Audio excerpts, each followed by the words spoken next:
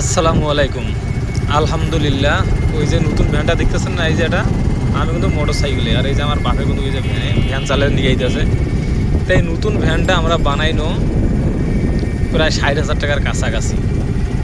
তো আমি বলছি ওই যারা আমাদের পিছনে লাগছেন আর কি, মানে আমাদের ভালো থেকে চলেন, তো তাদেরকে বলছি বর্তমান তো এই ভ্যানগুলো চলে না, এই ভ্যান চলে না, বর্তমান চলে মিথিলা, পিছনে মোটা চাকা। তো ভাই আমরা তো টাকার অভাবে ওই ভ্যানটা কিনতে পারলাম না। এই ভ্যানটাই মনে করো আমার বাপের 35,000 টাকা, বাকিগুলো সব আর কি বাকি। তো আপনি কই ভাই, আমরা ভালো থাকলে জ্বলেন, তো আমরা তখন খারাপ আছি, এখন কি আপনি জ্বলেন না? তো আপনি করেন, কিছু হেল্প করেন আমাদেরকে, কিছু হেল্প করেন, আমরা যাতে ওই ভ্যানটা নিতে পারি। কই ছিলেন আপনি? পারলাম না তো ওই ভ্যানটা নিতে, আপনাকে তো খুঁজে পাইলাম না। আমি শুনেছি আমার বাপ মায়ের মুখে,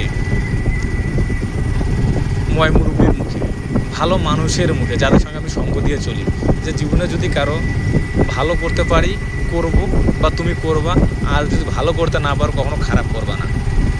তো আপনি আমাদের পরিবারে এত কষ্ট দিলেন, আমরা একটুখানি ভালো থাকলে আপনার খুব কষ্ট হয়, আপনার কলিজাটা ফাইটা যায়, মানে কি আর বলবো, মনে হয় আমরা আপনার বুকের উপর দিয়ে চলি।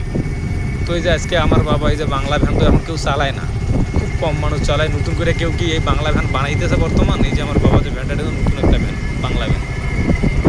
তো আপনি কই ছিলেন ভাই? আমি তো খুঁজতেছি আপনারে। আপনি তো একবারও জিগাইলেন না যে এই ভ্যানটা কেন নিলেন, বর্তমান তো চলে না, একটা মিথিলা নেন, আর 70-80-90 হাজার টাকা যা লাগে ওটা আমি দিতেছি, আপনি নেন একটা ভালো মিথিলা ভ্যান নেন। তো ভাই ভালো করতে পারেন না মানুষের, কেন খারাপ করতে আসেন বলেন? মানে উপকার তো করতেই পারলেন না, বরং ক্ষতি করলেন, আমাদের পিছনে লাগলেন, আমাদেরকে কষ্ট দিলেন কেন? আপনি কি জানেন আল্লাহ আপনার একার না, আল্লাহ সবার।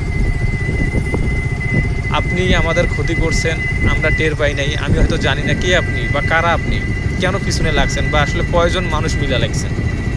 তবে একটা জিনিস মাথায় রাখেন, আল্লাহ ছাড় দেন কিন্তু ছেড়ে দেন না, হয় মাটির উপরে নয়তো মাটির নিচে, বিচার আপনার হবে।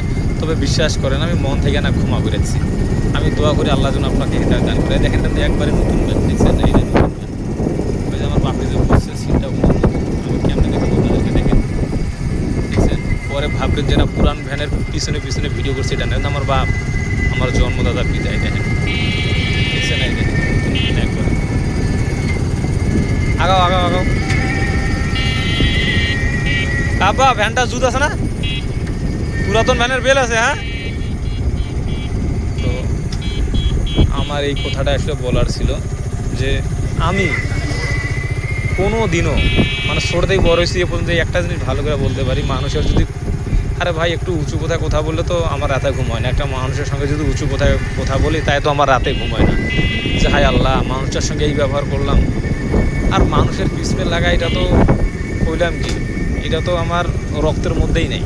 তবে যাই হোক, আল্লাহ এমন এমন মানুষের সঙ্গে আমার সম্পর্ক করাইছে, যেই মানুষগুলো কখনো আমার কষ্ট দেয় নাই, ভবিষ্যতেও দিবেও না। তো আপনার উদ্দেশ্যে আমার এই একটাই কথা, ঠিক আছে? হ্যাঁ চার্জার আছে, মানে আমার বাপে বলতেছে যে ভ্যানের চার্জারটা আমি নিছি কিনা। এই যে দেখেন, এই যে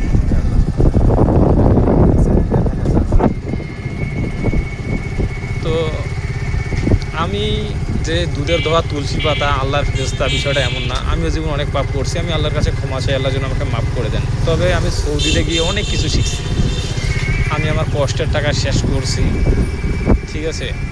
তবে আমি আমার পরিবারের জন্য আমি সব কিছু করতে পারি, তাই বলি এটা না যে মানুষের খারাপ করব, মানুষের মানুষের ক্ষতি করার চেষ্টা করব। আমার কথা, আমি যদি ভুল করি মানুষের কাছে মাপ চেয়ে নিব, ক্ষমা নিব, প্রয়োজনে পাও ধরে মাপ নেব, কিন্তু কষ্ট দিতে পারতাম না। তো আপনারা আমি অনুরোধ করব, কোনো দিন যদি মানুষের ভালো করতে পারেন কইরেন, কখনো মানুষের খারাপ করতে চায় না।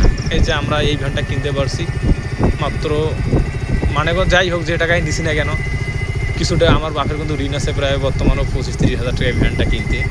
তবু আলহামদুলিল্লাহ, আলহামদুলিল্লাহ ঋণ আছে, ঋণ এক সময় শোধ হয়ে যাবে ইনশাআল্লাহ। এখন বাপে চালাইবো, 2 টাকা ইনকাম করবো, আমার বাপের তো তেমন কিছু নাই, ওই ভ্যানটা চালিয়ে চলবে, খাবে, ঠিক আছে? দোয়া করবেন সবাই, আল্লাহ যেন রুটে ঘাটে হেফাজত করে আমার বাবারে। আমার আমার বাপের সঙ্গে কিন্তু আমার ঝামেলা লাগিয়ে থাকে, বুঝছেন? আমার বাপ মায়ের সঙ্গে আমার ঝামেলা সবসময় লাগিয়ে থাকে, এটা অনেক আগেরই। তাই বলি তো বাপ মায়ের ফালাই দিতে পারবো না, বুঝছেন? হাজার হলে আমার বাপ মা। এই ভ্যান কেনার আসার আগেও তো আমার বাপের সঙ্গে আমার মায়ের সঙ্গে আমার একটু টুকটাক হয়ে গেছে, ঠিক আছে? তাই বলে কি আমি আসবো না, বাপরে হেল্প করবো না? যতটুকু পারি করছি, কিন্তু আমার পুরো টাকাটা আমার বাপের। ভ্যানটা যে কিনছে না, 1 টাকা কিন্তু আমরা দিয়ে হেল্প করতে পারিনি, ঠিক আছে? পুরো টাকাটাই আমার বাপের। আমার বাপের কষ্ট করে টাকা ম্যানেজ করছে, বাকি মানুষের কাছে হাওলাত দিচ্ছে, ভ্যান চালে আস্তে আস্তে শোধ করবে। তো আমার এটাই বলার ছিল। ভালো থাকবেন সবাই, আর বেশি কিছু বলতে চাই না। আর আমি একটা কথা বলতে চাই, আমার মানে আপনাদের পিছনেও যারা লাগছে এদেরকে ক্ষমা করবেন, ঠিক আছে? ক্ষমা করবেন, যাতে তারা বুঝে যে আমার এত বড় একটা ক্ষতি করলো, এরপর সে আমি তার এত একটা ক্ষতি করলাম, এরপর সে আমার ক্ষমা করে দিল, সেজন্য অনুতপ্ত হয়, অনুশোচনা করে। আর একটা কথা কি জানেন, আল্লাহ যদি না ঠেকায় পৃথিবীর কেউ ঠেকাতে পারবে না, দেখেন না, কোনো বাচ্চাও ঠেকাতে পারবে না। তো ভালো থাকবেন সবাই, আসসালামু আলাইকুম।